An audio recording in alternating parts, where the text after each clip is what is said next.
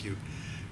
Good evening and welcome to the September 14th, 2022 meeting of the East Lansing Planning Commission. Mr. Menzer, would you please call roll? Be happy to. Good evening. Chair Bowman. Present. Vice Chair Sullivan. Here. Commissioner Williams. Here. Commissioner Wolf. Here. Commissioner Lapine will be approximately 30 minutes late. Commissioner Wagner. Here. Commissioner Hendricks is absent thus far. Commissioner Boyd. Here. Commissioner Denault is a new member that's absent as well. We have quorum. Thank you. You have in your packets a copy of the agenda for this evening's meeting. I would entertain a motion to approve that agenda. Move approval of the agenda. Support. It's been moved by Commissioner Wolf and seconded by Commissioner Williams. Is there any discussion on that motion? Hearing none, we'll call for a vote. All those in favor, please signify by saying aye. Aye. And those opposed?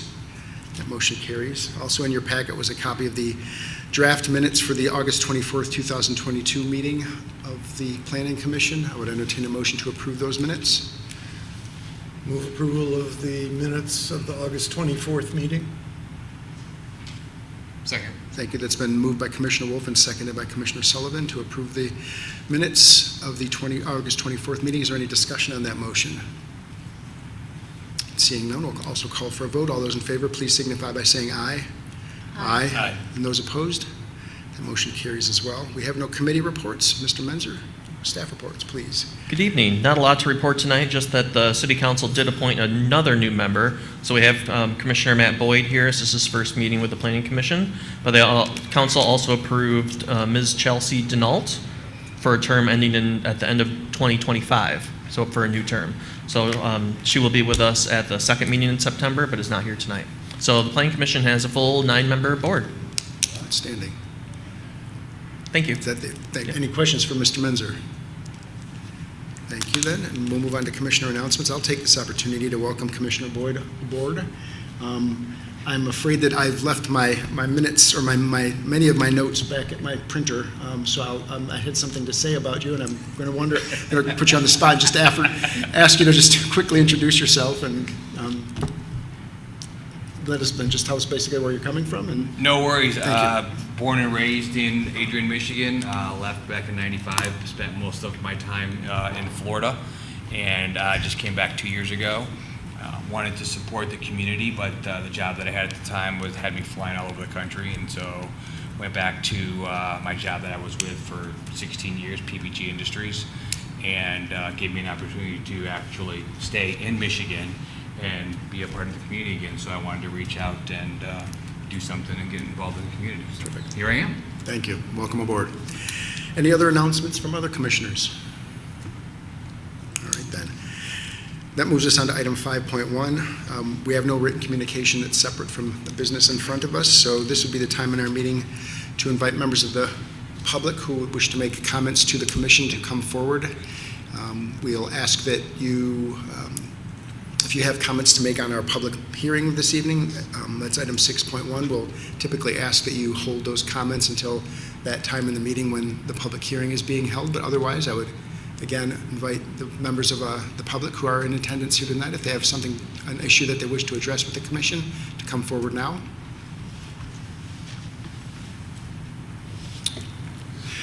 Ms. Reales, do we have anybody waiting remotely? We have nobody in the queue. Thank you. All right. That will move us on away from communications from citizens and on to our first public hearing for this evening. This is ordinance number 1515. It is a conditional rezoning request for property and unaddressed property on West Road. I'll make a note that maybe Mr. Pentmans was going to say this, but this is actually public hearing number 2 due to a scheduling issue. We're going to be holding a second public hearing, although this is, as I say, the second time that this particular matter has been brought before the Planning Commission. Mr. Menzer. Yeah, the only thing I would add is that this public hearing was held for the first time on August 24. The process for rezoning should include or shall include introduction and referral by council to the Planning Commission. I errantly skipped that step, and not on purpose. I'm just kind of used to a different process. So I had it on the council's agenda on September 6th. they made that transmittal or introduction and transmittal to the commission. We noticed this hearing to have it tonight, so everything's shipshape. We followed the ordinance, and we're doing this now. What I would suggest is really just open it for comments and close it as necessary. And then there's another item on the agenda under old business, and you'll see that there are the application materials from the rezoning. There's an updated traffic study in there, so that would be when the rest of the discussion would happen on this item. That's fine. Any questions for Mr. Menzer? I will leave it to the applicant if they would like to talk about this now or in about 2 minutes. 2 minutes. Very well. That being the case, I will open the public hearing for ordinance number 1515, or reopen the public hearing for ordinance number 1515, and invite any members of the public who have comments to make on this application to come forward now. And once again, I'll ask Mr. Dialis, do we have anybody remotely attending? We do not have anyone in the Thank you. queue. On that note, we will close the public hearing and move on to item 7.1. Our first item of old business, item ordinance 1515, a conditional rezoning for a property on West Road. Mr. Menzer. The only thing I'll add at this point is that I mentioned 30 seconds ago, there's an updated rezoning traffic study that's been provided, and that speaks specifically to the change in the districts, so from B5 to M1. What it says in a nutshell is that it doesn't produce enough traffic to warrant a full-blown traffic study. So that information is provided. And what I've included in the staff memo, or the agenda item report, they're called, in the meeting packet, is a draft motion to recommend approval to council. Keep in mind, this is a conditional rezoning. We went over the conditions at the last meeting, but it's basically conditions related to performance standards that are noted in the OIP zoning district. And they're really basically intended to limit impacts to surrounding properties, and also limiting the types of uses that would be in this, that could be on this lot in the future. So there are no conditions that the city can put on rezoning, but we've just included the draft motion that notes the conditional aspect of this, and then just some findings related to the rezoning. So if you have any questions about that, please let me know. Otherwise, as noted, the applicants are here. Sure. I left at your place a rendering that they provided of what the site may be or what their plans are for the site. So you may direct those questions to them, because I just saw it for the first time tonight along with you. Thanks. Questions for Mr. Menzer? All right, if the applicants would like to add anything to that, thank you. Good evening. John Gentilozzi, 3400 West Road. Obviously, we've provided a bit more context from our previous discussion here at the Planning Commission.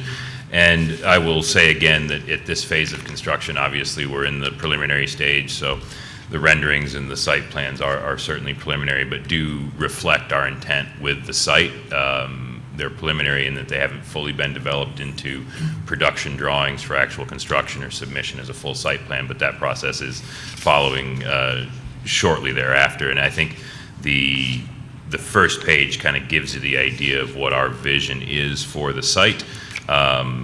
Really pretty straightforward, and then after that you'll see the couple of renderings, and really there's a few features of the building that we want to sort of highlight, the things that are definitely going to make it into production. The large single slope roof with the overhangs gives it less of the industrial building look, a bit more texture to it, a bit more feel to the building. The stone character that's around the bottom, the siding shown there is oriented horizontally, but certainly would be a quality product that wouldn't look out of place on an office building. From West Road, our goal aesthetically is to make the building blend in with the surroundings, that if it was an office use for whatever reason, it would, you would see an office use there. It would match with the rest of the buildings in the area.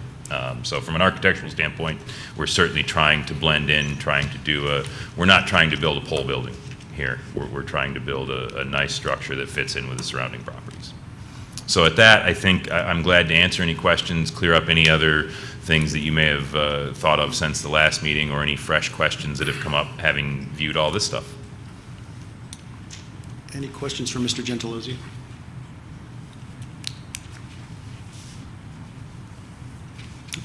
Commissioner Wolf? Yeah, this isn't directly related to the approval, but I'd like to ask anyway. For either of these two buildings, was any solar power generation ever under consideration? The site looks great for it in some ways. You see these, large rooftops and no shading from trees really, and It is under consideration. It will, in the end, based on the economics of a building such as this, we have to look at what's cost effective to put in the building initially. And in the case of this building, it's a large, clear span structure. So we have to be very careful about how much weight we put on top of the roof. I also think that we certainly, given our neighbor next door at Testeo, I think they'd be happy to receive some of that power should that ever come to it. But we've not gone far enough to know whether that's a yes or no, but the thought has certainly crossed our mind, either in a limited fashion for just the office or depending on what the loading permits overall on the roof. okay, thanks. I would tell you that if we can make it work close financially, we'll do it. Great. Just making the numbers work. Other questions? Yes, sir. Okay. I've got a quick question. I'm Commissioner sorry. Wagner, please. I can't remember last time in our discussion on the 24th, did we talk about the detention pond? What is it? Yes, I don't know that we talked about it, but we are going to have one, and you'll see it there in kind of the middle right section. The amount of, so if you look maybe 20 years ago at the sizing of a retention pond, it was considerably smaller. The stormwater regulations and what you're required to hold on to on your site for the first flush and certain types of storms has increased the size of these ponds pretty substantially. Technology does step in and offer an alternative, which is to do subsurface detention. However, that increases the cost of the project fairly substantially. A subsurface system for a project of this size would be conservatively estimated between $150,000 and $200,000 by the time we were all done, in addition to some ongoing maintenance things. We're okay with the size of the pond that's on this property because it does provide a bit of green space. I mean, retention ponds can become fairly pleasant parts of your site if you're willing to put the effort into them. And I think in this case we are, because obviously it's a pretty large thing on there and we have to have it there. So the goal here is for this site to contain its own water and deal independently with any stormwater issues. And that, I think that's true. Any development that you're going to see here is going to have that same set of constraints, and whether they deal with it completely underground, completely above ground, or as a discharge to the city storm sewer, all of those are sort of options. But the pond that we've shown here is something we're comfortable with. I think the key... Paul, if you'd come up to the mic, yeah, thanks. I apologize for No, being cast. no my worries. mistake. The important thing here is nothing from our site enters the municipal system. Everything stays on site, which is the long-term objective with the city system being at capacity. New things have to happen that way, so it's what we do. We'd rather not have a pond, but it's part of the deal, so that's why we do it. Thank you. Thank you. Other questions for the applicants? Okay, thank you. Certainly.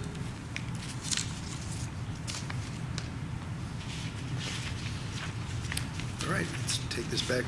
Does the commission wish to make or take action on this? Commissioner Wolf? Yeah, I have a suggestion for Mr. Menser about the staff report going forward. Just one little thing about it that I think could be improved for city council. At the beginning of the staff report, it starts talking about the conditional rezoning. And first it talks about the uses, and then it talks about the performance standards. For the performance standards, it lists them out in great detail, so when you're reading the staff report, you can understand exactly what those are. The slight problem I had with it is when it talks about the uses to be allowed, what it does is it tells what's to be excluded. And so when you're reading through this, you can't really tell what uses are going to be permitted. And I think that would be very helpful. You have to go find the applicant's conditional rezoning in order to see what those are. So I think it would be improved a bit if Understood. Thank you. You could list those there. And then I'm prepared to make a motion for this if no one else has Please comments proceed. or. Thank you. But before I do that, I've got there's one thing I'd like to change in the, where am I here? In the recommended motion, it has 3 findings listed. And the third finding says the land uses allowed in the proposed zoning district would be better suited to the area than the land uses allowed under the current zoning of the land. This is based on one of the 4 factors that are shown in, or listed in the staff report that a site plan approval has to meet. And the actual requirement is that the uses allowed under the proposed zoning would be equally or better suited to the area. And the way it's written in the recommended motion, it says that the land uses in the proposed zoning would be better suited to the area. And personally, I don't actually agree with that. I agree that they would be equally well suited, but I don't think, I would never make the argument that these would be better suited because there are other B5 properties around it, and the B5 fits quite well also. So I'm going to move the recommended language in here, but changing the language of that third condition.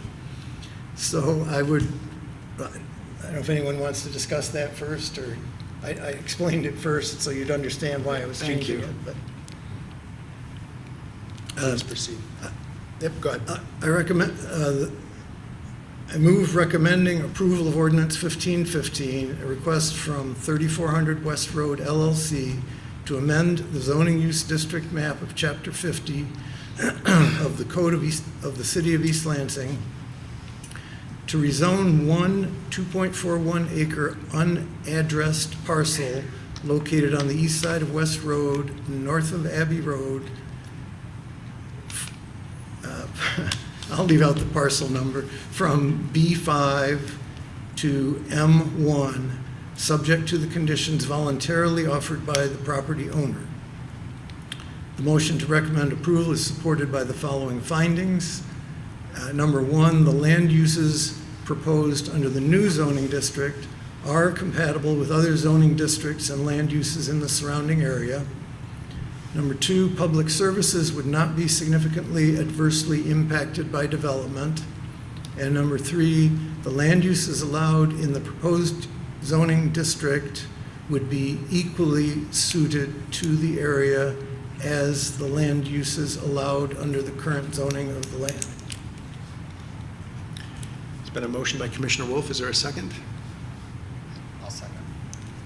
I hear Commissioner Sullivan. That's been moved by Commissioner Wolf and seconded by Commissioner Sullivan to recommend approval of Ordinance 1515 to City Council. Is there any discussion on that motion?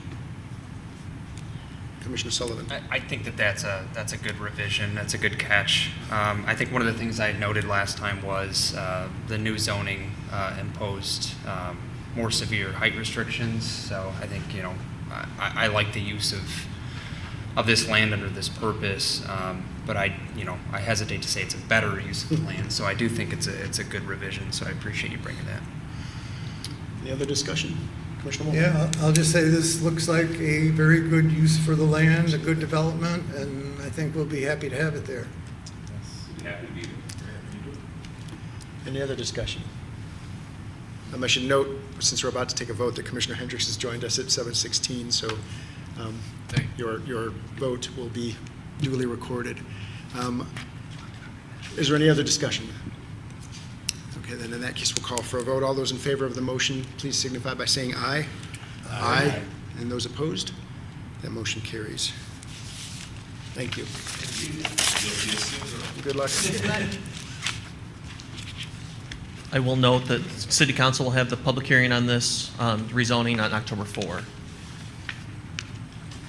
Thank you. All right, that brings us on to old business item 7.2, future land use map updates. Van Winkle? My Yeah. colleague Taylor Van Winkle is here tonight to talk to you more about the ongoing initiative to update the future land use map. And she's prepared some comments and a presentation based on feedback from the last meeting. Hello. Good evening. How are you guys doing today? Well, thank you. Good. Just wait for our presentation to come up. So I'm Taylor Van Winkle, right, for anybody who is new. I'm an associate planner with the city.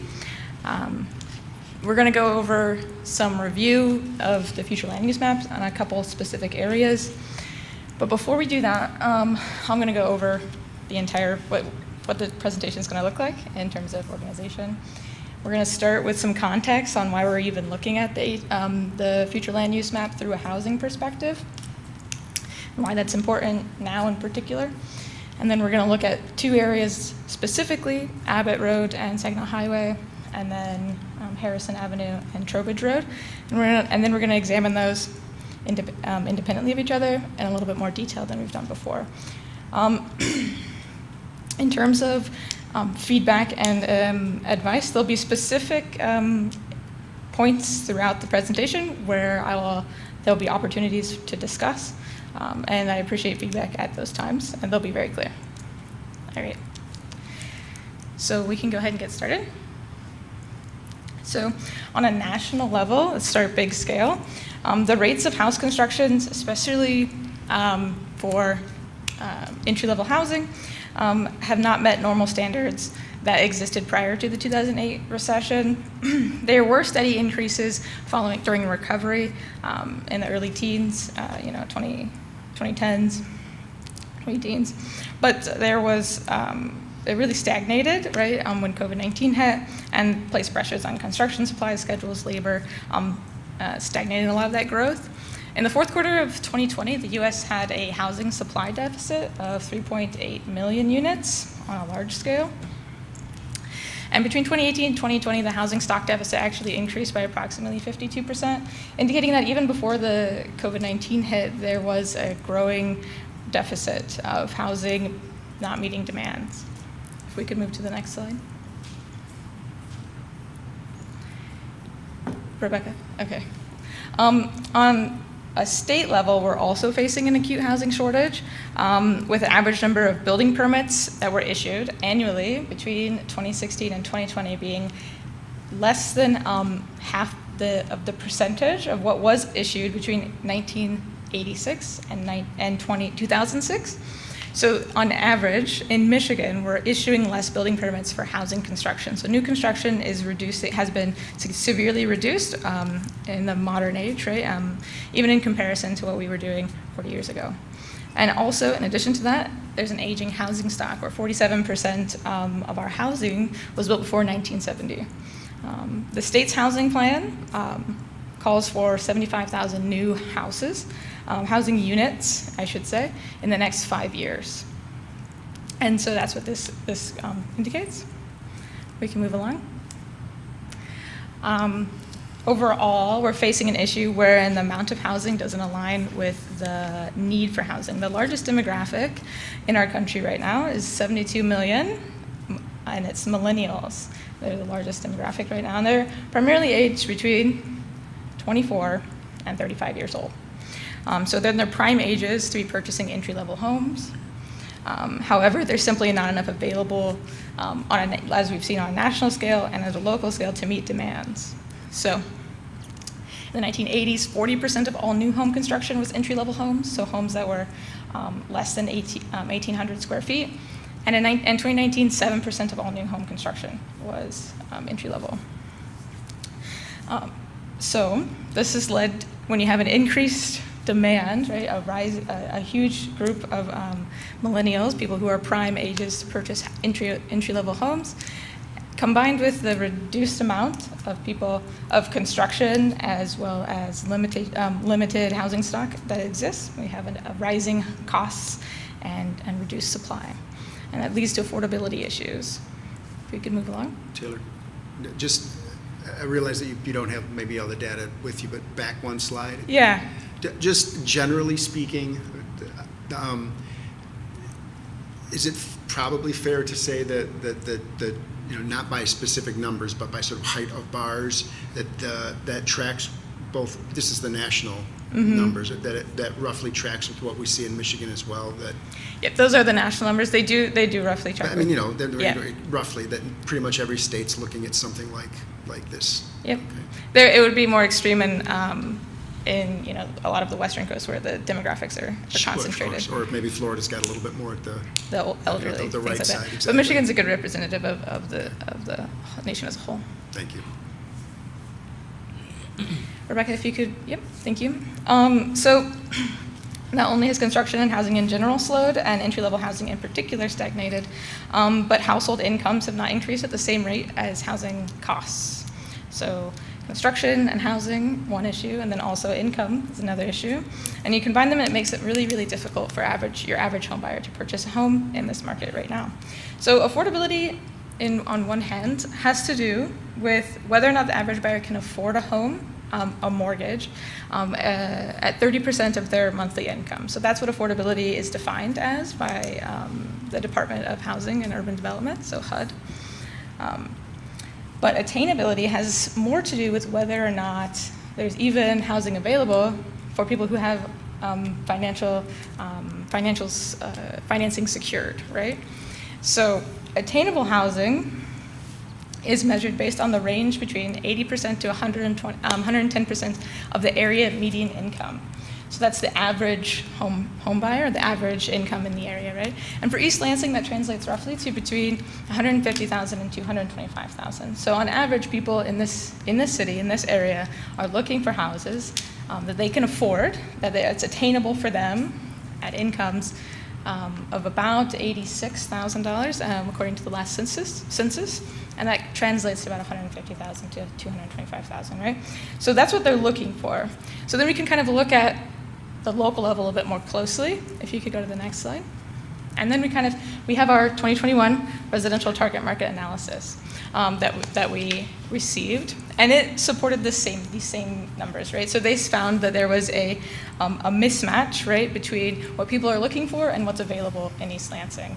And it's primarily people looking for attached housing that's not there. So attached housing would be duplexes, row houses, townhomes, things of that nature, as opposed to traditionally detached housing, which is where you would have a house standing alone on a parcel, right? So that those individuals are looking for places in East Lansing, but they can't find them. So there's a bit of a gap. And the target market analysis also found that people are mostly looking at prices. They're coming to East Lansing and looking for places, are looking to purchase or rent at or below market rate, right? So they're coming to the table with those averages that we looked at, those numbers, but can't find anything in their budget, right, for here. So that means that they're going somewhere else with that, right? They're moving somewhere else. So we have that to face. If you could move to the next slide. All right. So we took the residential target market analysis, and it was distilled into the near-term action housing plan into 7 goals, and that the staff has been working on these goals simultaneously at different stages over the last year since the target market analysis in 2021. But 2 of them are really pertinent to tonight, and that's primarily the first, if you could go to the next slide. It's primarily the first goal, which is adding elements to the zoning code to allow for a step down of density primarily north of the downtown. And the second being the 4th goal, which is to review the northern tier areas of the future land use map to determine if further study of any area is needed from a housing perspective. So bringing this housing perspective specifically to looking at the flume, looking at the future land use map, and whether or not there's areas we can intensify.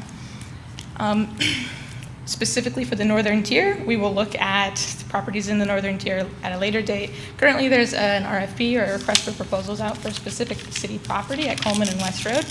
And we're going to look at that after that has closed. The window for proposal submission has closed, which will be in the next few months. And those have been processed, so we can get a better idea of what people are looking to build in the area, right? So we'll bring that discussion to the table later.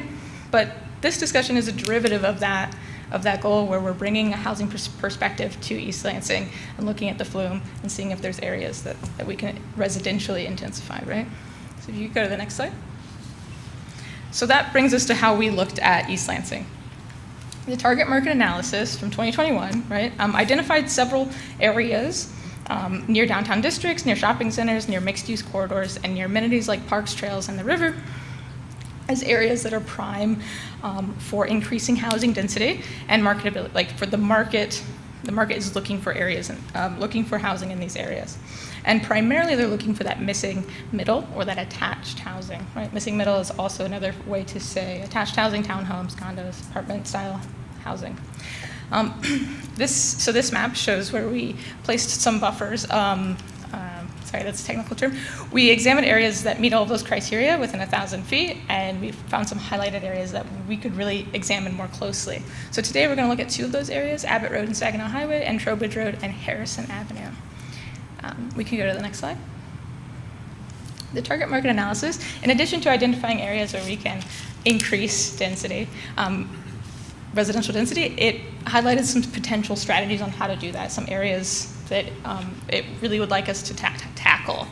So some of the ones that are relevant to our discussion today were to convert vacant buildings into new flats and lofts, build new townhomes and row houses in infill locations near city centers, and particularly hubs of activity. And then build new flats and lofts in small mixed-use projects, particularly along Main Street corridors above merchant spaces. So really bringing that mixed-use perspective. So these are strategies that they highlighted in the target market analysis as ways to achieve that, to fix that gap, right? So we can go to the next slide. And so now that we know that there, 1, is a gap, 2, where to look for to fill the gap. 3, we need to know, well, how big is the gap, right? How big should our response be? So they identified that as well in the residential target market analysis, identifying that the northern area of the city, which they marked as north of Saginaw Highway, as an area that could support the development annually of about 1,100 new builds. So it's a mix of detached and attached, primarily attached. And that is providing a market for renters and owners both.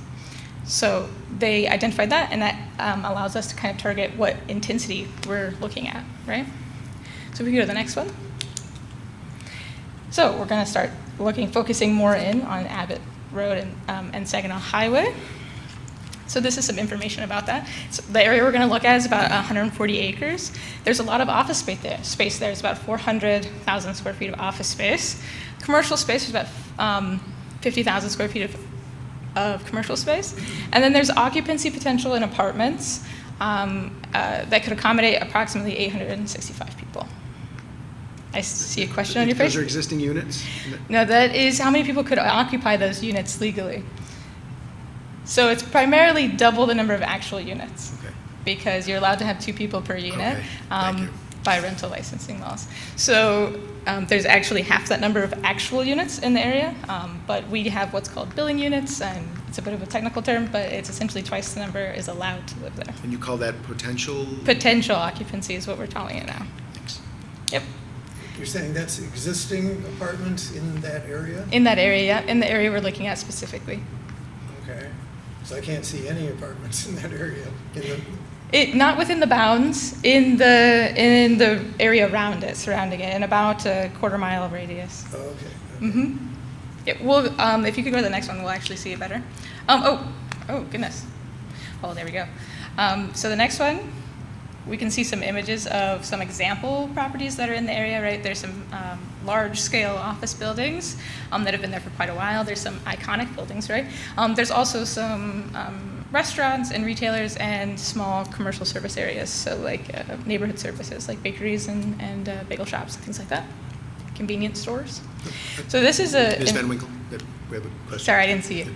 Yeah, just a brief comment. So I really like the idea of developing north along Abbott. I think there's a lot of opportunities there, though. But having formerly lived north of Saginaw there, that intersection is so tough. It's geographically close to downtown, but just crossing Saginaw going south and north right there on Abbott is difficult. I just wonder if there's anything that can be done from a transportation perspective to do a bridge there or something for pedestrians. I know that's costly, but I do think that that's somewhat of a barrier in that area if you want it to be more walkable.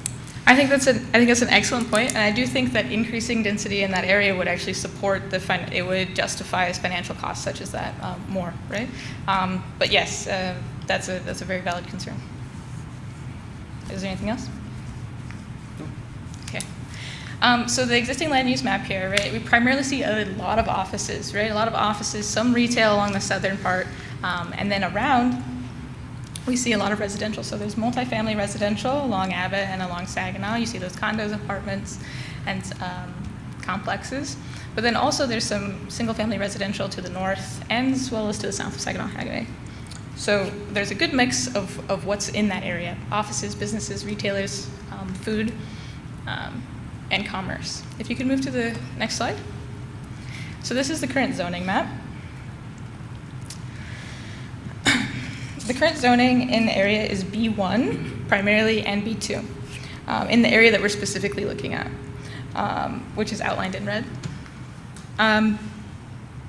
B1 is general office business district, and B2 is retail sales business district. And these both allow for offices and commercial buildings by right. B2 also allows for some residential development in the upper stories with a special use permit. Let's just remind you of what is possible in these areas. If you could go to the next slide. This is the future land use map.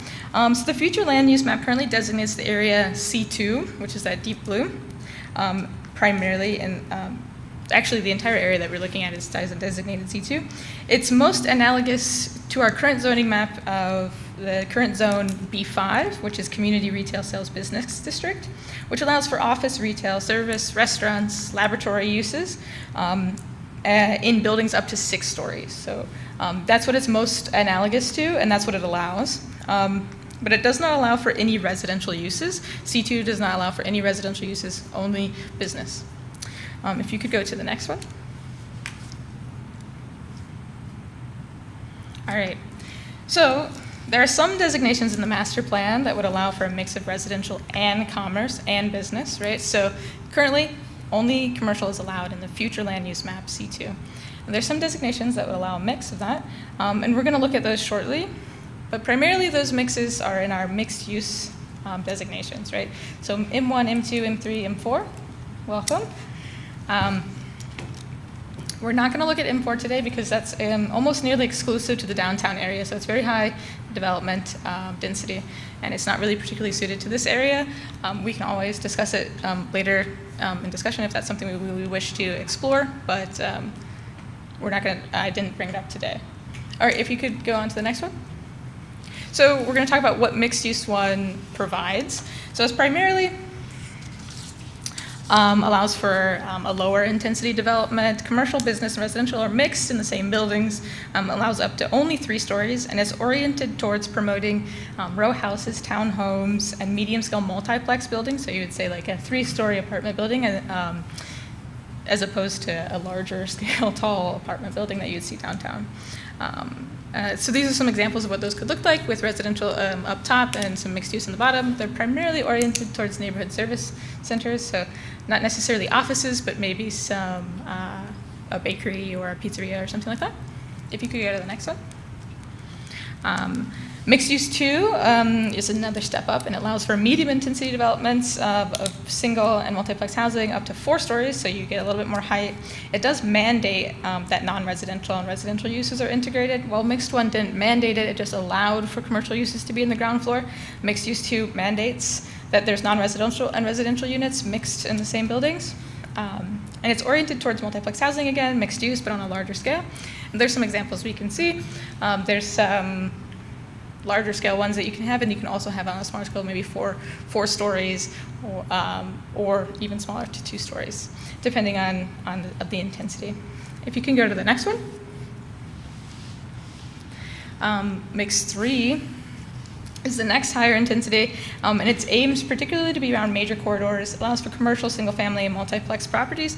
Again, it mandates retail, commercial, and businesses be located, have to be in the ground floor, and it has to be residential up top.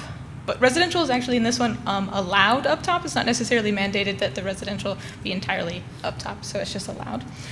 This is most analogous to our current B2 retail sales district, and it's oriented towards mixed-use buildings that up to 4 stories with a bonus of 2 stories, so you could see up to 6 stories. And then if you could go to the next one, actually. Excellent. So we went through those. We kind of got a little bit of a lesson on some zoning districts, right? Some a little bit more in detail about what those things do and what they look like, and what they can look like. Ultimately, we're examining this through the lens of housing to see if this area is suited to intensify housing. Based on our examinations, this is an area that could be well suited towards increasing density due to the fact that there's existing infrastructure, and it has market desirability based on those factors that the target market analysis identified in this area. The current designation of C2 precludes the development of any residential in these parcels without a rezoning, of course, but that often deters development off the bat. It's important to note that most of the current buildings were developed in the 1970s and the early 2000s, and they weren't facing the same residential pressures that we're facing today, so it makes sense that they're large office buildings based on when they were constructed. But if something were to be constructed in the next decade or so, the housing pressures might be more forceful or more desirable, more profitable to developers if it were allowed in that area.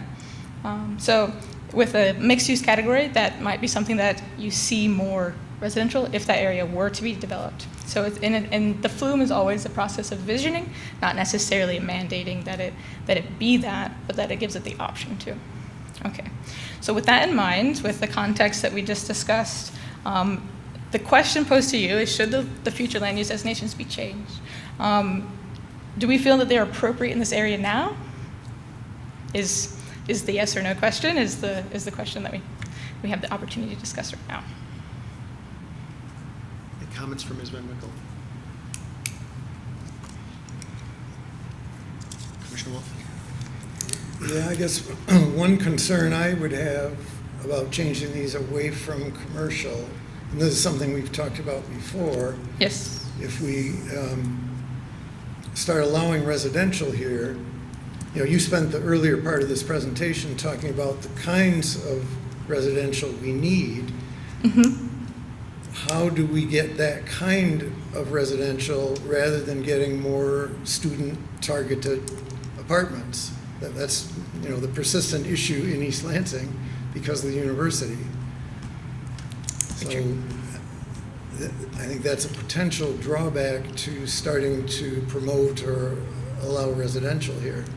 I do think the mixture of uses we have in that area overall, as you showed on the map, is kind of a healthy one. You point out we have retail, we have single-family homes, we have services, we have offices, we have restaurants, as long as you look at the overall area.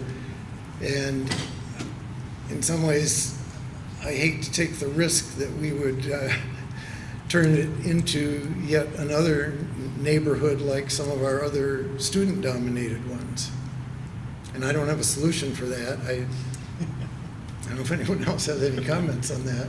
Now, maybe it could be argued that perhaps we've reached saturation in new student housing, with all the downtown apartments that have been put in. So perhaps there will not be demand for that anymore, and the residential uses could be different there. I have no solution to the student housing. Right. Students are gonna keep expanding, right? We already see like pockets of hubs way out. If you imagine Chandler Crossing or Block 36, I believe is what it's called. A lot of students are out there, right? They kind of like hopped over the area we're talking about right now. Almost exactly, they just hopped over it, right? Because there's not that student housing there. So I think that you're very correct in identifying that if there were more student housing available in that area, they would flock to it, right? It is along infrastructure for public transport, and it's well suited, very close to MSU in the large scheme of things. But I think that typically with student housing, like they're gonna be there regardless, and so it's whether or not the opportunity to have that attached housing, those row houses that are perhaps not only to rent but also to own mixed in is the opportunity there. Sorry. Vice Chair Sullivan and then Mr. Menzer, please. Yeah, just commenting on that briefly.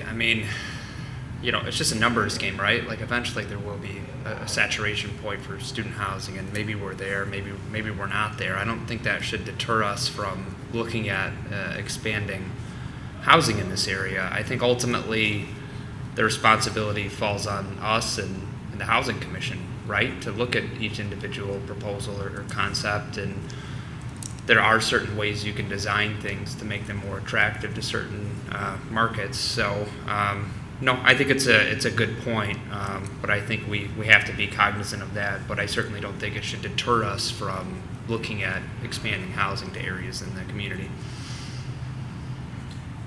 I'll just jump on that. There's certainly housing in proximity to this. Immediately adjacent to the east, although I think there's a slight grade change there that sort of separates it. The character changes slightly, but certainly, to the west along Saginaw, and then just across, across Abbott, and then further up north on Abbott.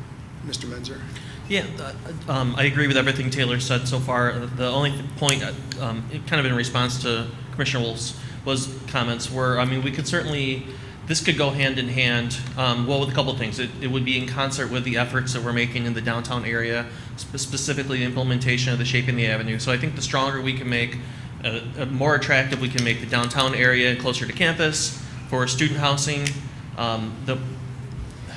maybe, and like Taylor said, student is an ever-present factor in East Lansing from here until the end of this socioeconomic situation. But if we can make it more attractive to be downtown or closer to campus, I think that provides some opportunity here. Also, pairing this with possibly a text amendment to get specifically the type of housing, so to limit the types of housing that are available here. I don't know exactly what that would look like yet, but I think a targeted text amendment to get what we want in this area could be very helpful. I'm sorry, Commissioner Wagner. I think that's a good idea, Peter, because as you were talking, I was like, I was thinking about that mid-century modern building. I'm like, that'd be really cool to convert into some sort of loft or something. But if we change that whole area into mixed use, my biggest fear is they're going to put up a student apartment right in front of Rite Aid or something. Like, how do we control the sort of development that goes on to get what we, something that's not just more aesthetically pleasing, but also to the master plan? I don't know, that maybe that's a rhetorical question. I'm hoping that, because unless you've got the answer.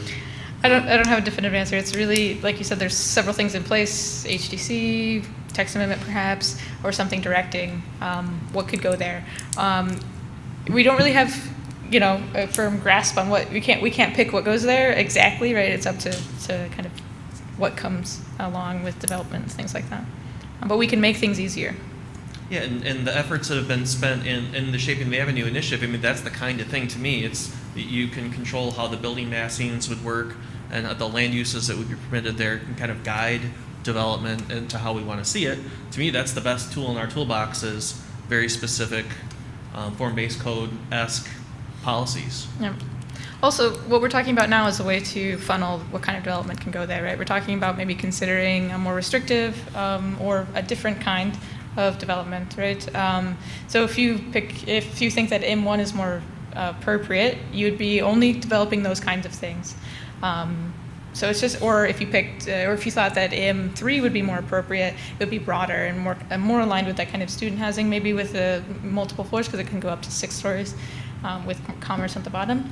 But so what we're talking about now is one of the tools to direct what kind of development occurs there.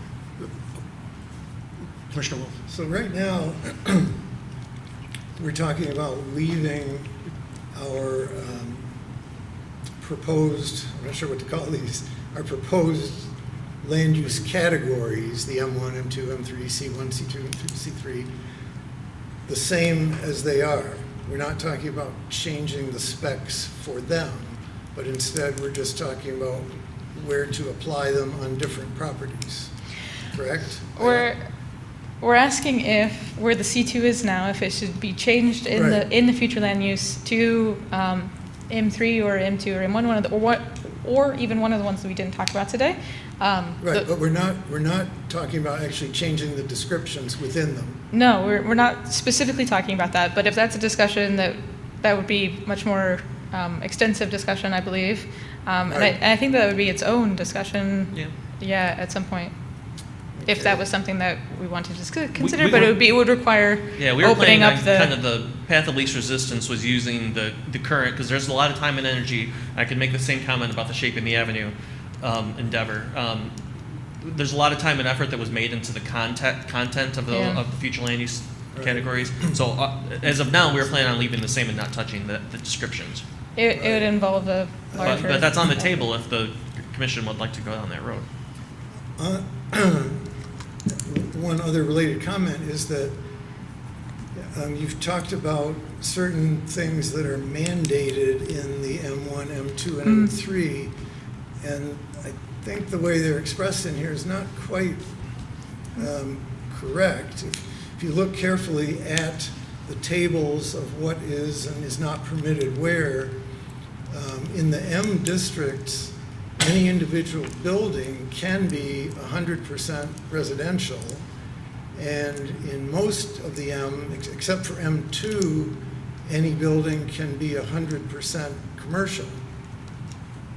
So there are no requirements except in M2 where you have to have residential in a building. In the others, there is no requirement to mix them.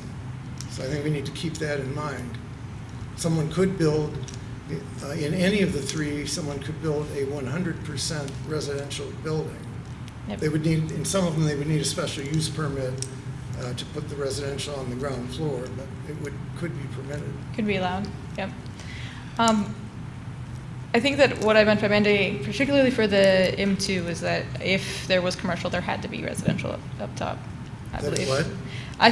I could be misremembering or misspeaking, but I believe that, like in one of them, I believe M2, if there's commercial on the bottom, then there has to be a residential up top. It's very plain, very simple. Every building has to have residential. Yep. It can be anywhere, Yeah. but there has to be residential. Mm-hmm. And the commercial can be only on upper floors, is the way I read it, for M2. Upper floors permitted. Oh, and ground floor, I'm sorry. Yep. Yeah, it can be on anywhere in the building. Yep. For my own part, if you're looking for some direction, and going by the character photos that are provided here, it strikes me that M1 might be a little bit thin for the area that we're thinking of. And might, maybe, again, because I'm looking just at the photos rather than thinking about the possibilities that might follow this table that accompanies that that particular land use. I take a look at the going back to the aerial view, and I know no one's clamoring to be done with parking yet, but what I see in this aerial view is an awful lot of open space that's given over to daytime storage of automobiles. And when we usually talk about infill lots, we talk about an infill lot that's between two houses. And I wonder if maybe there's an opportunity here to consider, like along Kendale Boulevard, are there places that some sort of liner buildings that front the street with something that's potentially residential but retains that parking in the back? Cost and desire and all those things aside, there's an awful lot of space there that's it's effectively open space, and that again, particularly, and actually when you get further north on Kendale Boulevard, where the buildings start to get more residential in size and in scale, that there might be a good fit there. Again, I don't hear, more often than not, people complain because there's not enough parking or it's not close enough, but there were places to live and you didn't have to park to get to your office or financial institution or restaurant or retail place, that might be an opportunity. Commissioner Wolf? Yeah, on that note, I went and looked at some of those properties today, and I was simply astonished at the parking lot for the bank. It was packed. It was absolutely, It was unbelievable how many vehicles were in it. And it's really large. Right, it is. And it's not shared with any of the other buildings. The Mesa building is to the north of them. They have their own parking lot to the north of their building. It was, I don't know, only 50% full maybe. But the bank building, I just couldn't imagine. They have that many employees there, and they've filled the lot. Right. As far as empty spaces, the MEA, on the north end of the MEA, there's a spot where they tore down a building, which I'm sure you're aware of. And that's sitting empty, but I'm not sure that they would be interested in selling. They might want to hold on to their property. Sure. Commissioner Williams. Well, I can just fill in a little bit of detail on that in terms of the MEA and Mesa complexes. Just Can you hear me? Thanks. I can, but There I you don't know. go. that, you know. Yeah, thank you. The Mesa parking lot, which is adjacent to the Mesa headquarters, there's actually a shared parking arrangement between Mesa and MEA for that whole campus, so on both sides of the street. The vacant lot is owned by Mesa. It was their old headquarters location. So Mesa owns that, and I don't know that they have any interest in selling it at this point, but that's, Right. always a possibility. But there really isn't any other vacant land on the remainder of Kendall Boulevard. Yeah, I was sort of taking or creating a broad definition of infill lots, that I see there's obviously that green space that you're talking about, that potential, but that, again, we often talk about these liner buildings. Is there a place, maybe not as far south as the bank, but are there places that some of that parking could be shifted inboard, away from the street, to provide potential places for building? Commissioner Wolf? As far as the different choices of the M zones, I think I would be in favor of the M3. It is in most ways, it's hard to compare these exactly, but I think it's the most similar to the C3 in terms of the business sizes, or building sizes, and it's the most permissive in terms of uses, which I think I'm in favor of. So just as a preliminary thought, I think I would be in favor of the M3 if we were going to do this. And it does permit a minimum 2-story, so that relatively low to begin with. Right. This is a baseline. And one other comment. Please, and then, yep. Which is on the different topic, and that is that if we are going to do a change in the plan here, I would never be in favor of changing the C2 designation for the Michigan Medical Society building, on the one on the west side. That is an absolute architectural gem. It's a very important mid-century modern building. Unfortunately, it is for sale right now. I don't know if everyone realized that. I would hate to see that demolished and have something else built in its place. It's on the National Register of Historic Places. It's on a wonderful corner. It would be heartbreaking if East Lansing lost that building. And I'm not convinced it can be converted. The way a lot of these buildings were designed, it would probably be a huge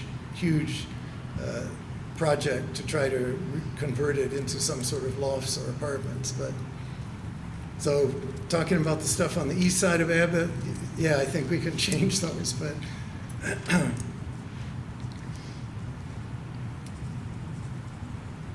Any other comments? Yeah.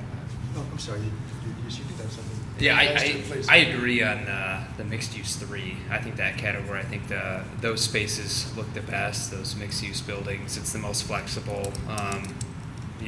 Per Commissioner Wolf's comments, maybe we could get a crane and move that building to the northern tier or something. Because in particular, I'm looking at the left column, second picture down, and I think that a building like that in that corner lot would look phenomenal. I think it would fit the space well, but I understand you can't have both and it's mutually exclusive. But I think that this presents us with the greatest opportunity, and if we're going to look to truly expand housing, I think this is the best category of the 3. I think one's way too small, two isn't as flexible, so three I think is kind of the sweet spot.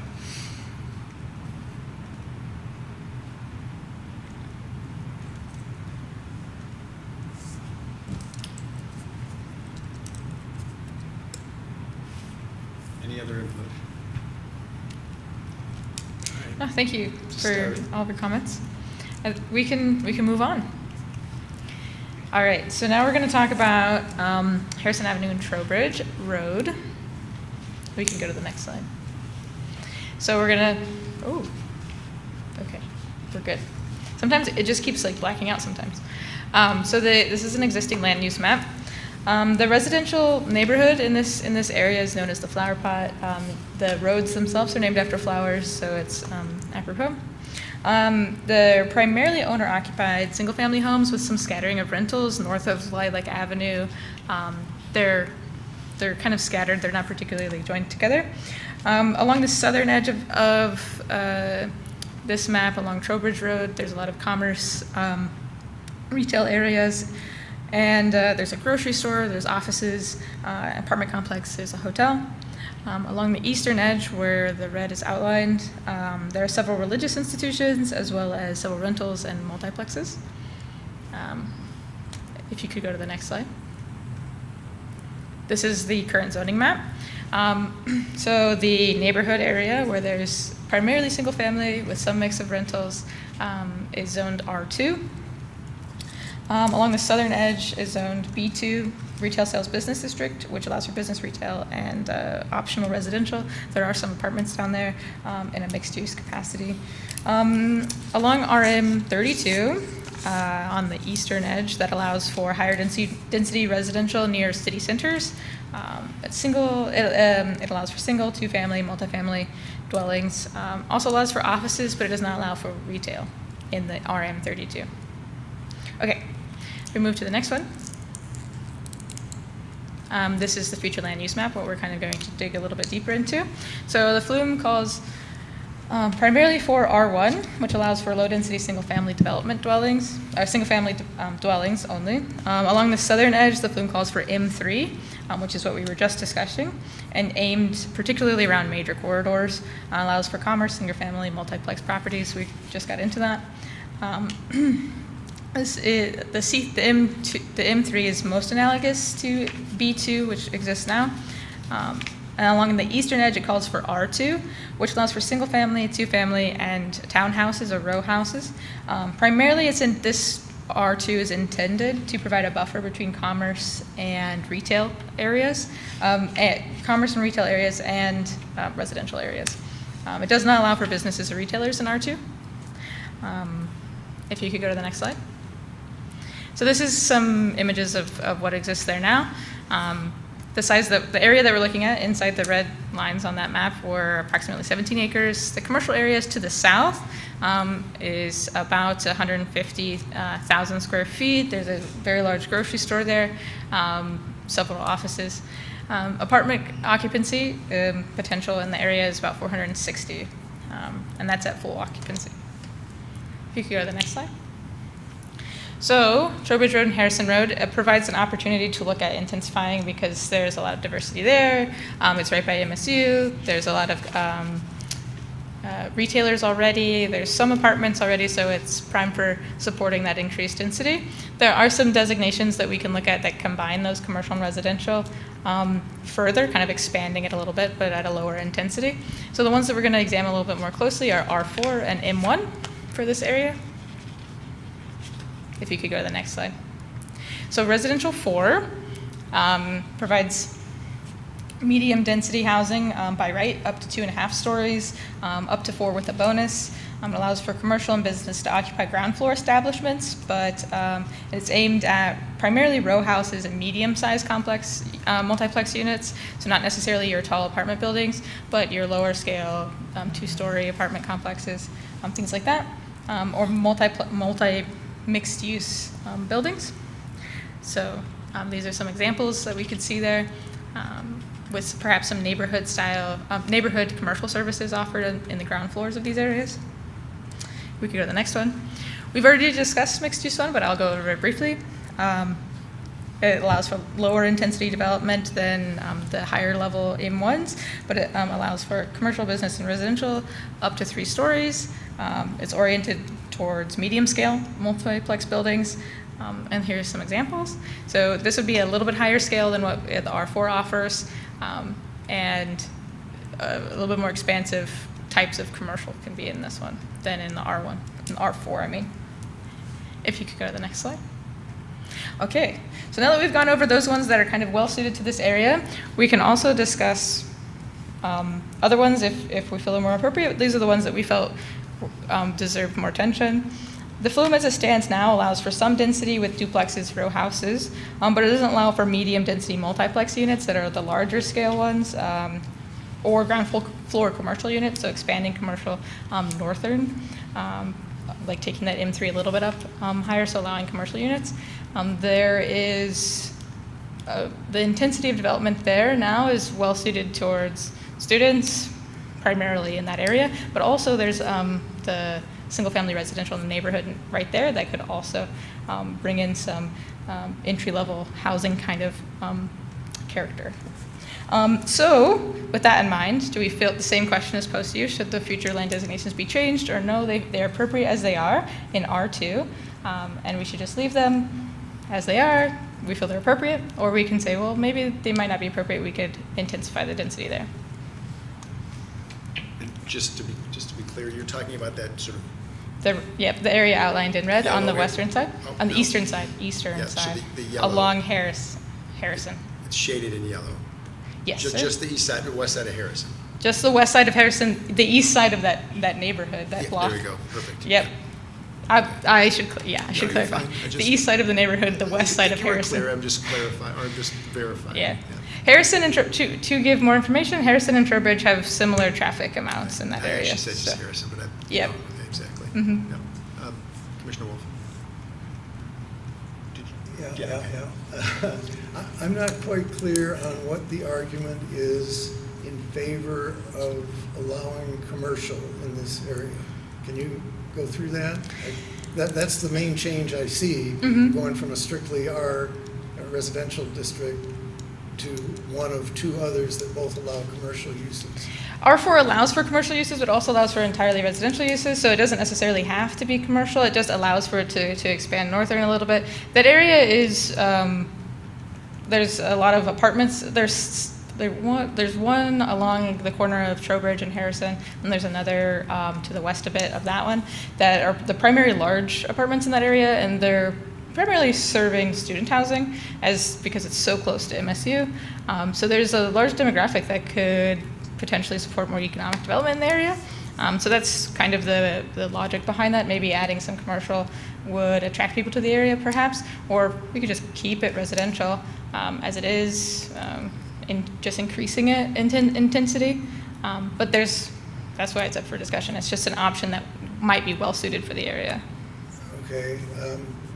As I expressed at an earlier meeting, I'm skeptical about the possible success of commercial businesses in that area because of the problems along Trowbridge, there's a number of buildings that are empty there. I think a better option would be R3. That would allow greater density, and looking at the descriptions in the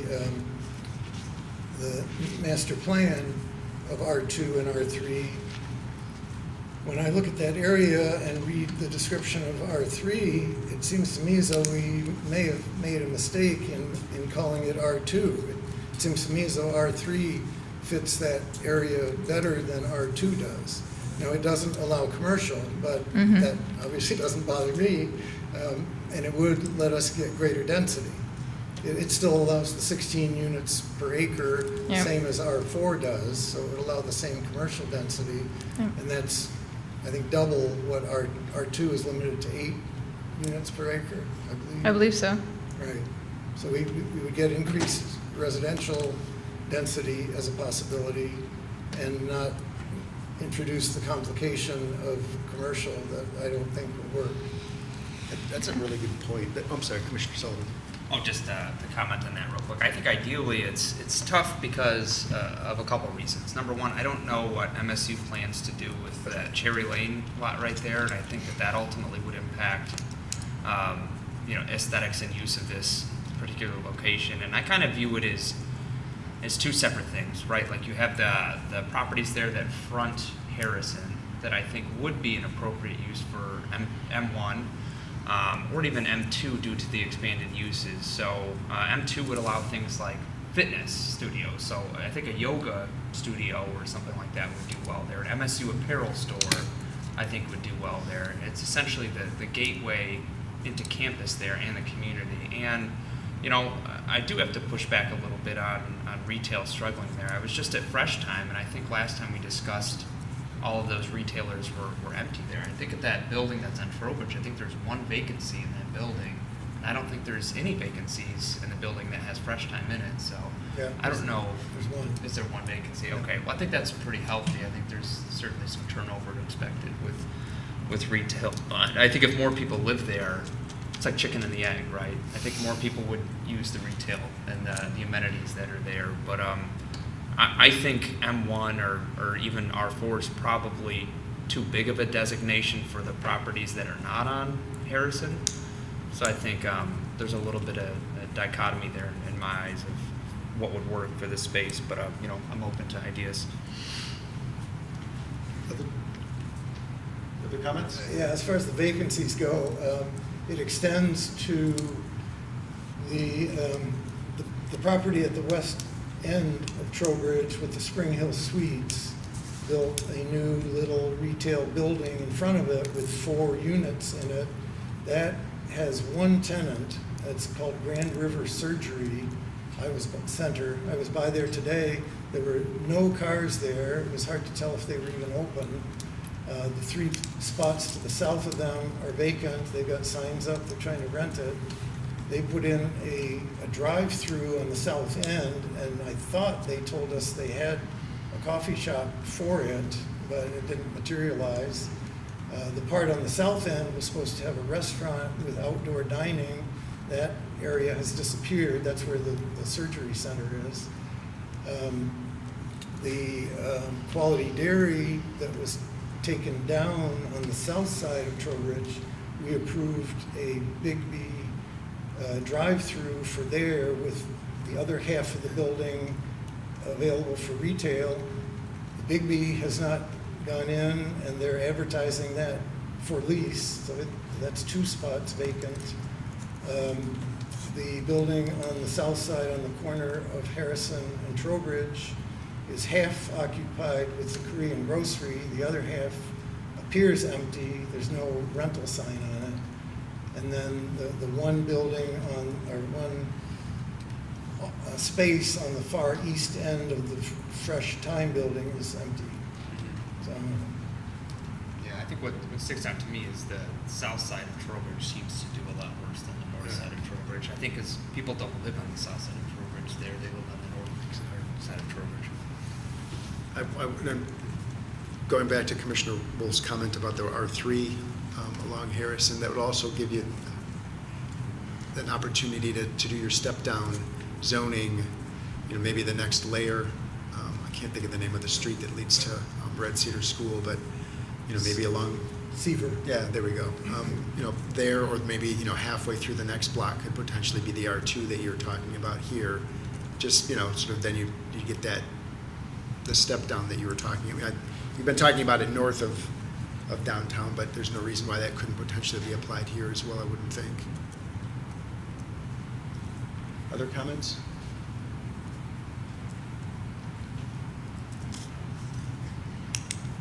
Okay. Well, thank you so much for your comments and your guidance and advice. You can go to the next slide, which is Fences. nothing. No. Oh. The end. There you go.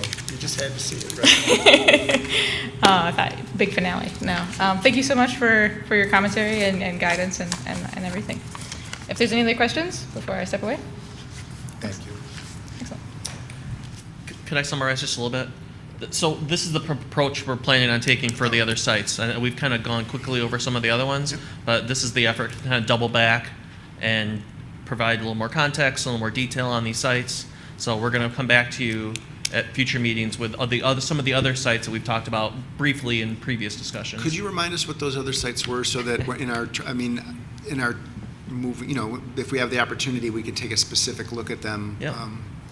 with, in that context? So, Oh, like visiting the site? go ahead. Yeah. Oh, okay. Go ahead. So the other ones that we're looking at more closely are, of course, the northern tier ones, which we're putting on a back burner until the RFP window is closed, which I believe is the end of September. Yeah, so the RFP closes September 30.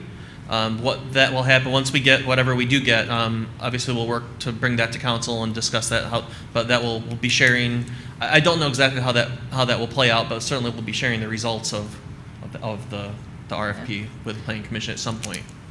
And then the other one would be actually right in this area, so a little bit north of south of Bertram, along Abbott and Bertram, that area over there, increasing in intensity a bit along that area, and then around Cedar Village area would be the fourth area we were looking at. Yep. So the area that you tentatively were talking about for application of the form-based code is not part of what we're going to see, at least in this context? There might be a little bit of overlap in terms of where it is in general, but yeah, they're going to be two different conversations. So Grove Street and Bertram and Abbott and Cedar Village. Yep, and then the northern tier which is later on. not sure, right? Sort of. Yeah, and we're looking for if there are other places. These are the areas based on Taylor's analysis and the criteria that was in the target market analysis that popped out to us. Yep. We're looking for input for other areas that we should be exploring, and we can do the same kind of analysis on those places. So please reach out to us if something comes to you, other opportunities. Yep. Thank you. That'll move us on to item 7.3, consideration of a text amendment to update fence regulations. Mr. Menzer. Yeah, thank you. So this is just an update really on a discussion from August. This is an initiative that started with City Council to take a look at the regulations related to fences, and it's really where can they go, how tall can they be, how far back from the road should they be set.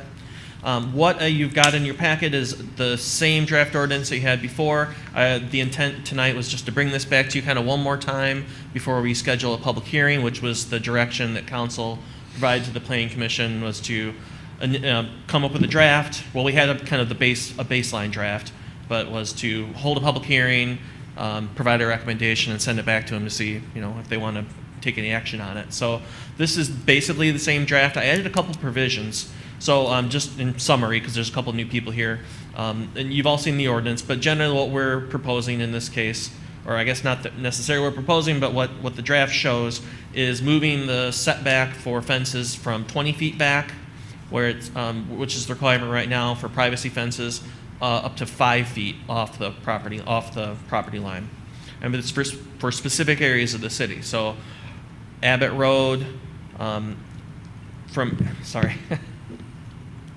Abbott from Bertram to Lake Lansing, Saginaw Highway, the entire length, and then Bertram from Grove Street to Hagedorn. So just those specific areas, not all neighborhoods within the city. So there's that, and then we are also proposing a new provisions related to corner clearance. So this is visibility at the intersection of two streets and the visibility at the intersection of a driveway in a street. And really the intent there was, if we're going to move these fences closer, we need to make provisions for adequate visibility for cars backing out, people interacting with vehicles and bicycles, and so obviously there's a lot of bad things that can happen when those collide, literally and physically. So then I added a couple just other provisions, and one of them was, I always try to think of, like, what else is out there? What other kind of things can go wrong? But we do have some areas, particularly on Bertram, where there's some retaining walls and some changes in grade. And the idea here wasn't that we would allow fences up to be raised that much higher. And it's an aesthetic preference, but it's also, there's some safety elements to that as well.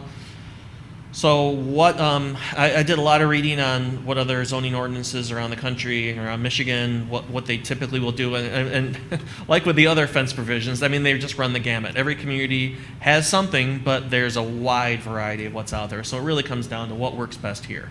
And I think the beauty of only having it on certain streets is it really narrows the scope and narrows kind of the character that we need to look at. We don't need to consider every street in the city, but just these specific ones. So for those areas where there is, well, first of all, number 3 on page 3 of the draft ordinance talks about altering the grade. So this is an experience I had in zoning, but also I see it at other places. Basically, that would not allow someone to alter the grade. So here we're limiting the height of fences, but what this is intending to prohibit is someone altering the grade, basically raising the ground and then putting a fence on top of that. So it's kind of the workaround to these limits on height. So this is prohibiting that. And then what it would allow is if the grade were to change, that the fence would be limited in height to no more than it would be normally. So yes, you can raise the grade 2 feet, but now you can only have a 4-foot fence, for example. So number 4 talks about not having any kind of dangerous fences. Again, this is I've learned this through experience as well. We don't currently have a provision in the ordinance that says no barbed wire. I don't expect that to happen. I don't know why someone would propose that, but now at least we have this would be a provision that would prohibit that completely. And then number 5 is for yards fronting on a street. Yards fronting on a street, this is specifically a retaining wall. So what this is saying is you can have a fence on a retaining wall, but that the overall height of both the retaining wall and the fence can be no taller than what it would be normally. So 6 feet, and then measuring that from the adjacent sidewalk or street the adjacent sidewalk rather than so to provide the more conservative measurement in that case. So what I'm looking for is some feedback on this draft. Is there any other provisions or any kind of other situations that we might want to address in this before we notice it for a public hearing and send it out into the world and then eventually bring it back to council? Peter, Commissioner Wagner? can I ask a quick question about number 4 and the electrical charge or current sufficient to cause shock? I don't own a pet, but I know a lot of people in my neighborhood have those invisible walls that, I mean, is that in any way? That was not intended to eliminate Okay. those in this case. This would be for above ground and human-oriented fences. Okay, thanks. Good question. As long as you're not wearing a collar. Yeah. Just send a signal, right? Other questions or comments? Commissioner Wolf? Yeah, I'm pretty pleased with this. I'm glad to see the additional things that you added, and I'm glad to see that we are relaxing this somewhat. I do have a little hesitation about the roads involved.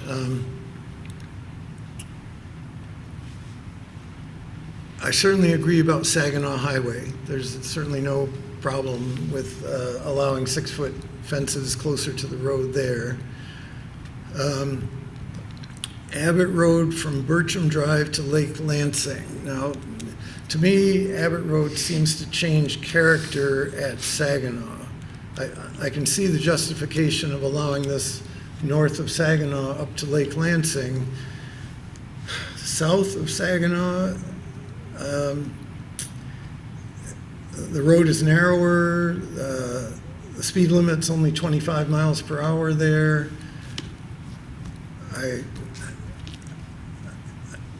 I think my preference would be to not allow the 6-foot fences so close there.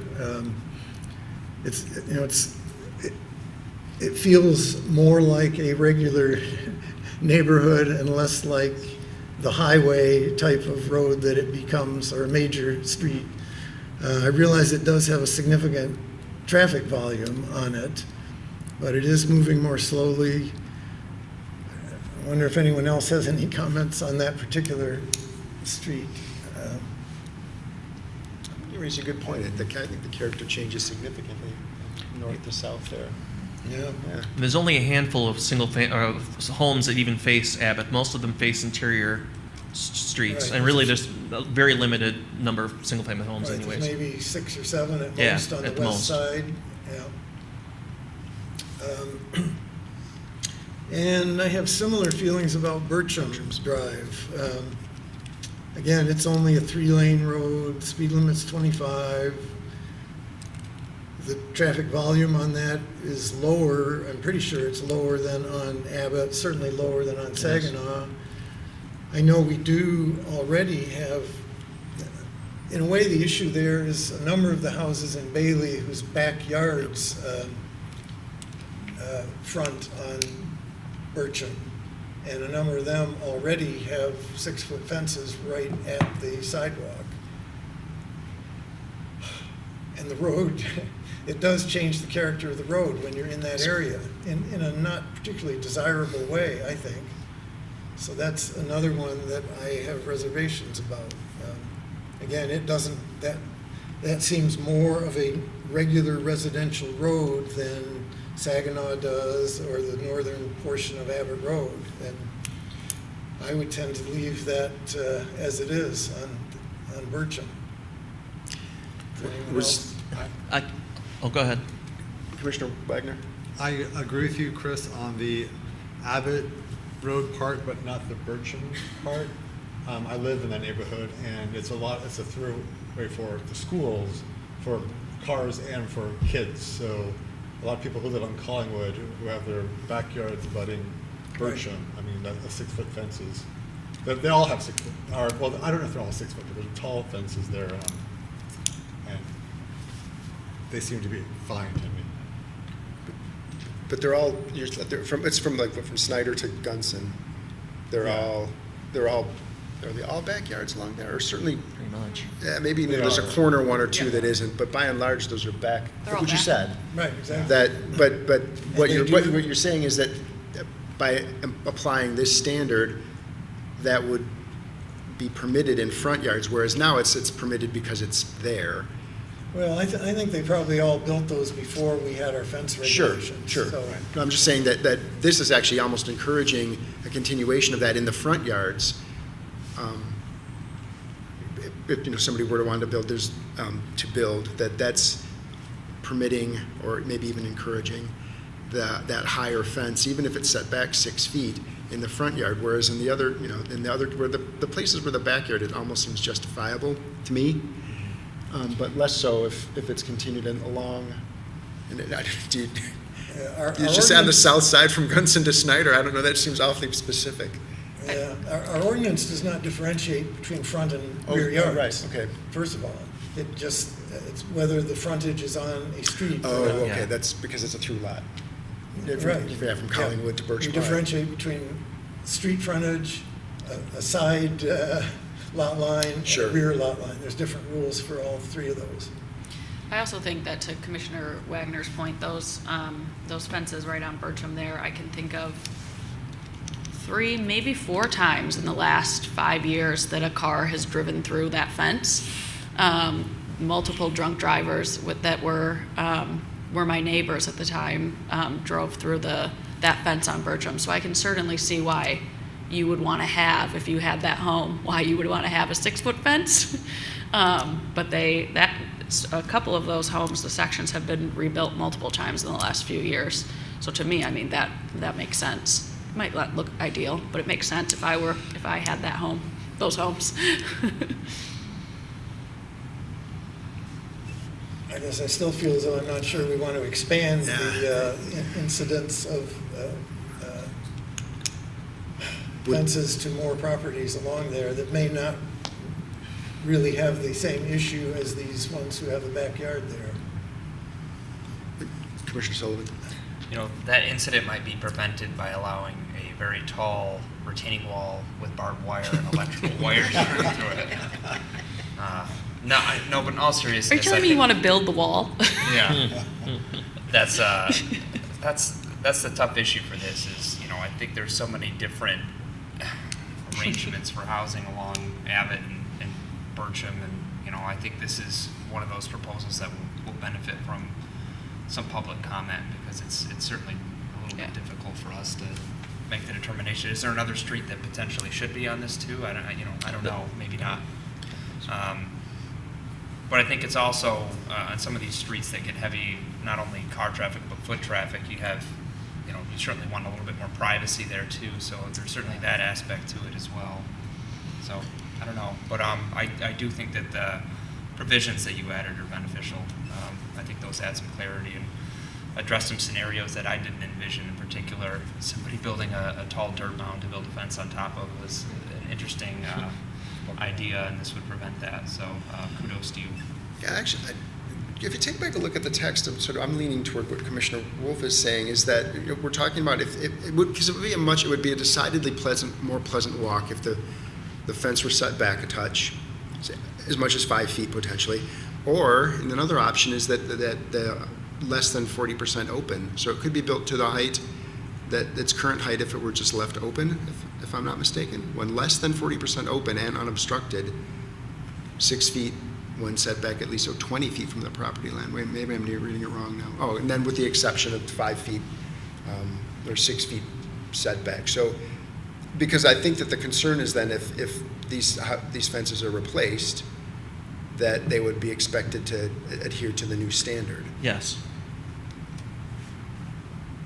Commissioner Wolf? And to that point specifically, this would be more, the fences we were talking about along Bertram would not be allowed under this. They would have to be 5 feet Right. further back. Right. Than they're generally right on the sidewalk, Correct. is my recollection. Mhm. So this would not permit as much of encroachment on the public space as what we see along Bertram now. So I think that's an improvement still. And yes, my understanding is if they took the fence out and rebuilt it, it would have to be 5 feet. Well, and now that I say more about it, that was traditionally the way the non-conforming ordinances work, but the city actually has kind of a strange non-conforming structures ordinance that allows you to rebuild. What it essentially says is there is no such thing as a non-conforming structure. It deals a lot with non-conforming uses and getting to be conforming with uses, but the non-conforming structures and I talked about this with the city attorney when I first started with the city, because I was like, well, this doesn't make any sense, because it always can rebuild non-conforming structures. And that's my understanding of so if a fence, if it was damaged, or if they wanted to replace it, they would be able to keep it where it is now. We probably have to look at that to find out for sure. My understanding was that if it was damaged, a fire or accident or something like that, it could be rebuilt. But if you just choose to replace it because it's old, that didn't apply. Well, I can get an official. I'll get more of an official determination, but that was mine because it is a strange situation. That's my reading of it right now. Right. So on a slightly different topic then, on a specific question on number 3 about altering the grade. The property on Abbott Road on the corner of Laurie that requested the variance, you know which one I'm talking about? Yep. I'm not sure if everyone else has looked at that, but their property, the place where they wanted to put the majority of their 6-foot fence right along the sidewalk. If you look at the land there, it falls away very rapidly from the sidewalk. Their yard is actually, could be 2 feet below the grade of the sidewalk. It's at least a foot, possibly as much as 2 feet. So if they were to put in a 6-foot fence now under this proposed ordinance, it would have to be 5 feet back and it would be significantly shorter. And my question is, the way I read number 3, they would not be able to build up their yard along the sidewalk up to the grade of the sidewalk for 5 feet in order to put in a fence at sidewalk height. You understand what I'm saying? I think I do, and I'm not familiar with the grades in that area. It's been a while since I've been out to the site. The intent here was to have anything above and beyond, I think, the normal adjacent grade, to avoid mounding. If in this situation you're talking about, it would be graded to kind of just grade out the yard to have it level. That was not my intent, was to prohibit that through number 3. Well, it wouldn't be level. The yard would have still have a significant increase in height right at the sidewalk. Okay. Maybe you'd have to see it. I'll have to take a look at that. Yeah. Thank you. And then just one comment on number 4. In an interesting coincidence, that very property, in fact, about, 25, 30 years ago, the owners at that time put on their fence a series of wires and connectors and so forth that looked exactly to me like an electric fence. And it was there for, maybe 2 months or something like that, and then went away. And I think the city noticed it and made them take it down.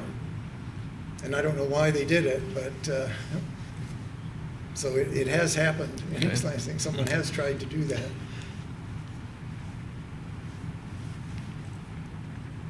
Okay, any other comments? Was there consensus on moving or changing the area on Abbott to go just north of Saginaw, basically Saginaw to Lake Lansing Road? And were there any objections to that? Because I can make that change. If so, I can make, or if not, I can make that change. And I guess what I'm hearing about Bertram is we proceed with the language as is and get feedback from those that may attend the meetings or follow this issue, or maybe as thoughts kind of evolve on it. I could get some photos or whatever would help to kind of learn the area better. I could get some photos that would tell the story better, and we could kind of flash through them at a meeting.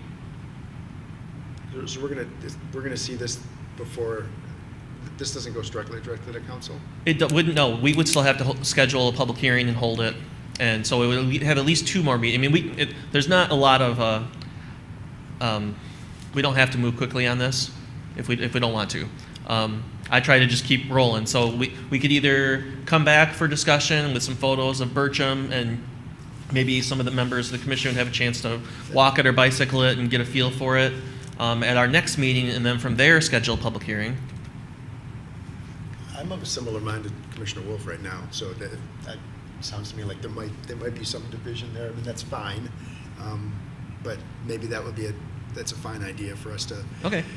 make a point of walking, cycling, or driving, maybe all 3 at different times. Okay. And we'll get past some that photos mark. that might help. Commissioner Hall? So this does not go to city council for informal discussion or anything No. before it would come here? Yeah, it basically went to them as kind of conceptual. Do you want to make changes in here? I talked kind of about the scope, our first conversation here about what the kind of things, and was given pretty broad direction to just take a look at this and see what might work best to maximize the guidance from the mayor was maximize property rights while also, ensuring safety and security and that kind of thing. So certainly we don't have to move quickly on it, and the way I see this playing out is maybe we'll have one more discussion on the 28th, and then from there we can schedule a hearing, have the public hearing over the course of 2 meetings, have the public hearing, make the recommendation, and then we'd send it back to council as kind of the vetted ordinance, and then they can choose to change it or adopt it, deny it, whatever happens at council. Okay, that sounds good. Sorry. Yeah, I've got one little correction in the wording that I noticed. At the very beginning of it, it starts with number 1, fences, and then has AI 2. That one starts with 6 feet when set back at least 20 feet from the property line. Mm-hmm. You have that? If you go to the last line of that, it says 6 feet when set back at least 5 feet.